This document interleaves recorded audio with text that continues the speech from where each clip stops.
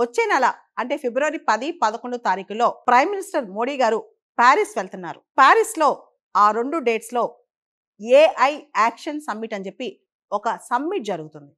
దీన్ని French president Immanuel Macron host చేస్తున్నారు. మనకు తెలుసు 2023లో యూకేలో బ్లెచ్లే పార్క్ సమ్మిట్, బ్లెచ్లే పార్క్ డిక్లరేషన్ అని ఒకటి వచ్చింది. 2024లో సియోల్, సౌత్ కొరియా క్యాపిటల్ సియోల్లో కూడా ఏఐ గురించి opportunities, challenges, security, AI safety మీద ఒక సమ్మిట్ జరిగింది. అండ్ దాని ఎక్స్టెన్షన్గా ఇప్పుడు ప్యారిస్ ఒక సమ్మిట్ హోస్ట్ చేస్తుంది. ఆ సమ్మిట్ ఏఐ యాక్షన్ సమ్మిట్ అని చెప్పి భవిష్యత్తులో యూరోప్ అనేది ఏఐ లీడర్ కాబోతుంది. ఏఐతో కంప్లీట్గా చాలా వ్యవస్థలు అనుసంధానం కాబోతున్నాయి. కాబట్టి ఏఐ సమ్మిట్ అనేది చాలా ఇంపార్టెంట్ అని ప్యారిస్ కూడా భావించి ఈ సమ్మిట్ పెట్టబోతుంది అనమాట. దీనికి సంబంధించి ఇమ్మాన్యుయల్ మ్యాక్రన్ రీసెంట్గా ఒక అనౌన్స్మెంట్ చేశారు. ఇండియన్ ప్రైమ్ మినిస్టర్ స్వయంగా అక్కడికి వస్తున్నారు అని చెప్పి. ఇండియానే కాదు, గల్ఫ్ కంట్రీస్, అమెరికా, ఇలా దాదాపు ప్రపంచంలో 90 దేశాలు పార్టిసిపేట్ చేస్తున్నాయి. ఇది 2 days జరుగుతుంది, ఫిబ్రవరి 10th, ఫిబ్రవరి 11th. ఫిబ్రవరి 10th రోజు అందరు స్టేక్ హోల్డర్స్ పార్టిసిపేట్ చేస్తారనమాట. రకరకాల ఎగ్జిక్యూటివ్స్, కంపెనీస్ అందరూ.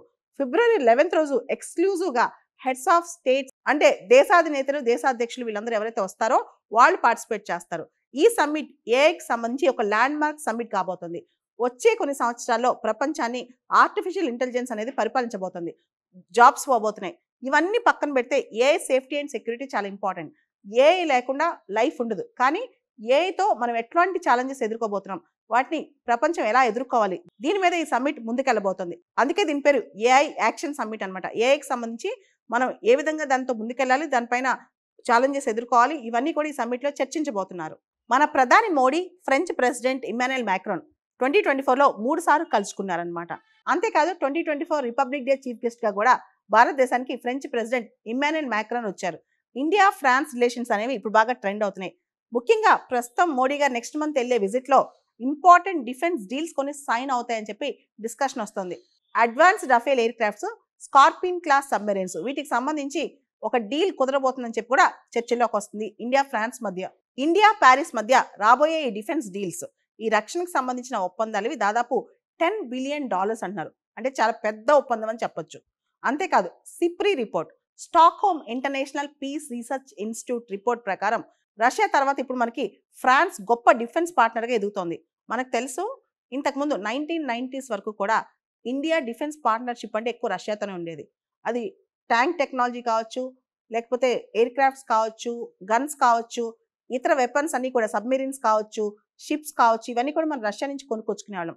కానీ ఇప్పుడు మనం డిఫెన్స్ డీల్స్ డైవర్సిఫై చేసుకుంటున్నాం. ఇజ్రాయెల్తో కావచ్చు, అమెరికాతో కావచ్చు, ప్యారిస్తో కావచ్చు, అంటే ఫ్రాన్స్తో కావచ్చు, రష్యాతో కావచ్చు, మనం చాలా దేశాల దగ్గర నుంచి మన డిఫెన్స్ ఎక్విప్మెంట్ కొనుక్కుంటున్నాం. దానిలో భాగంగా ఇంకొకటి కూడా మనం ఎక్కువ ఎంఫసైజ్ చేస్తాం, అదే make in India in defence. స్వదేశీ పరిజ్ఞానంతో మేక్ ఇన్ ఇండియా అనే కాన్సెప్ట్తో రక్షణ రంగంలో కూడా ముందుకెళ్తున్నాం. అంతేకాదు మన రక్షణ రంగంలో మనం తయారు చేసుకుంది మనం ఇతర దేశాలకు అమ్మే ప్రయత్నాలు కూడా చేసుకుంటున్నాం. అంటే we are going in 2 sectors very fast అనమాట. ఒకటి స్పేస్, రెండోది డిఫెన్స్. దీనిలో స్వదేశీ పరిజ్ఞానం గురించి కూడా మనం ఆలోచిస్తున్నాం. మనకి కేవలం అక్కడ రఫేల్ డీల్ మాత్రమే కాదు, స్కార్పిన్ క్లాస్ సబ్మెరీన్ మాత్రమే కాదు, మనకి ఆ టెక్నాలజీ ట్రాన్స్ఫర్ కూడా మనకు అవసరం అనమాట. దీనికి సంబంధించి కూడా చర్చలు జరిగే అవకాశం కనిపిస్తోంది. ఇండియా ఫ్రాన్స్ మధ్య 1998లో స్ట్రాటజిక్ పార్ట్నర్షిప్, వ్యూహాత్మక భాగస్వామ్య ఒప్పందం కుదిరింది. దానికి 25 years 2023లో కంప్లీట్ అయిందనమాట. జూలై 14th ఫ్రాన్స్లో నేషనల్ డే అనమాట.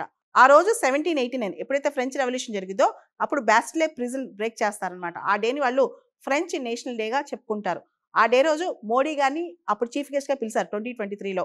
వాళ్ళు నేషనల్ డే సెలబ్రేట్ చేసుకుంటూ జూలై 14th. అదే సమయంలో మోడీ గారికి లీజియన్ ఆఫ్ హానర్ అనే అవార్డు కూడా, ఫ్రెంచ్ నేషనల్ అవార్డు కూడా ఇచ్చారనమాట ఫ్రాన్స్ వాళ్ళు. అంటే ఇక్కడ మనం ఇండియా ఫ్రాన్స్ రిలేషన్స్ ఎంత స్థాయికి వెళ్తున్నాయో అర్థం చేసుకోవచ్చు. మన మోడీ గారు వాళ్ళ నేషనల్ డేకి చీఫ్ గెస్ట్కి వెళ్ళటం, వాళ్ళ ప్రెసిడెంట్ మన రిపబ్లిక్ డే చీఫ్ గెస్ట్ రావటం, మన ప్రధానికి లీజియన్ ఆఫ్ హానర్ అవార్డు ఇవ్వటం, ఇవన్నీ ముందుకెళ్తూ లాస్ట్ ఇయర్ హొరైజాన్ 2047 అని చెప్పి ఇండియా ఫ్రాన్స్ పార్ట్నర్షిప్లో ఒక కొత్త శకం స్టార్ట్ అయింది. అంతేకాదు డిఫెన్స్ పార్ట్నర్షిప్లో కూడా వీళ్ళు ఇంకా ముందుకెళ్తున్నారు. ముఖ్యంగా ఫ్రెంచ్ కంపెనీస్ చాలా, మ్యానుఫ్యాక్చరింగ్ కంపెనీస్ కావచ్చు, డిఫెన్స్ కంపెనీస్ కావచ్చు, ఇండియాకి వచ్చి ఇండియాలోనే ఫ్యాక్టరీస్ ఎస్టాబ్లిష్ చేసి కొన్ని స్పేర్ పార్ట్స్ కూడా ఇండియా నుంచే ప్రొక్యూర్ చేసుకునే ప్రోగ్రామ్ కూడా ఉంది. అంటే వీళ్ళు ఆత్మనిర్భర్ భారత్ ఇండియాకి కూడా సపోర్ట్ చేస్తున్నారనమాట. రక్షణ భాగస్వామ్యం, డిఫెన్స్ పార్ట్నర్షిప్లో భాగంగా మనం ఇండియా ఫ్రాన్స్ మధ్య కొన్ని జాయింట్ ఎక్సర్సైజెస్ కూడా చేస్తాం. ఇండియా ఫ్రాన్స్ మధ్య ఆర్థిక సంబంధమైన అంశాలు చూసుకుంటే 2023-2024లో మన India France bilateral trade $15 billion ఉంది. అంతేకాదు ఫ్రాన్స్ దగ్గర అంటే ఫ్రాన్స్లోని పారిస్ దగ్గర కెడార్షి అనే ప్రాంతంలో ఐటీఈఆర్ అనే ఒక ప్రాజెక్ట్ ఉంది, ఇంటర్నేషనల్ థర్మోన్యూక్లియర్ ఎక్స్పెరిమెంటల్ రియాక్టర్. ఈ ప్రాజెక్ట్ సంబంధించి కూడా యూరోపియన్ యూనియన్తో పాటు భారతదేశం కూడా దీనిలో భాగస్వామ్యం అవుతుందన్నమాట. అంటే ఇదొక nuclear fusion project, creating energy through fusion అన్నమాట. ఈ ఐటీఆర్ ప్రాజెక్ట్ లో కూడా ఇండియా భాగస్వామిగా ఉంది. ఇది ఫ్రాన్స్ లోని ప్యారిస్ దగ్గర కడార్ష్ అనే ప్రాంతంలో ఉందన్నమాట. ఇండియా ఫ్రాన్స్ మధ్య సివిల్ న్యూక్లియర్ అగ్రిమెంట్ ఉంది. అంతేకాదు మన జైతాపూర్ న్యూక్లియర్ పవర్ ప్లాంట్ కి ఫ్రాన్స్ న్యూక్లియర్ ఫ్యూయల్ సప్లై చేస్తుంది. ఇండో పసిఫిక్ లో కూడా ఫ్రెంచ్ ఆధ్వర్యంలో రీయూనియన్ ఐలాండ్స్, మయోటా ఐలాండ్స్ ఇవన్నీ అనమాట. సో ఇండో పసిఫిక్ లో కూడా ఫ్రాన్స్ ప్రెజెన్స్ ఉంది. కాబట్టి ఫ్రాన్స్ అనేది ఇప్పుడు భారతదేశానికి చాలా ఇంపార్టెంట్. ఇండియా ఫ్రాన్స్ రిలేషన్స్ అనేవి ఇండియా కూడా చాలా కీలకం. ఎందుకంటే ఒక పక్క చైనా, ఇంకో పక్క అమెరికా, ఈ రెండు కూడా బ్లాక్ పాలిటిక్స్ ప్లే చేస్తూ ఉంటాయి. ఈ దిశగా ఫ్రాన్స్ ఇండియాకి అవసరం, ముఖ్యంగా to provide an alternative and to get a diversity.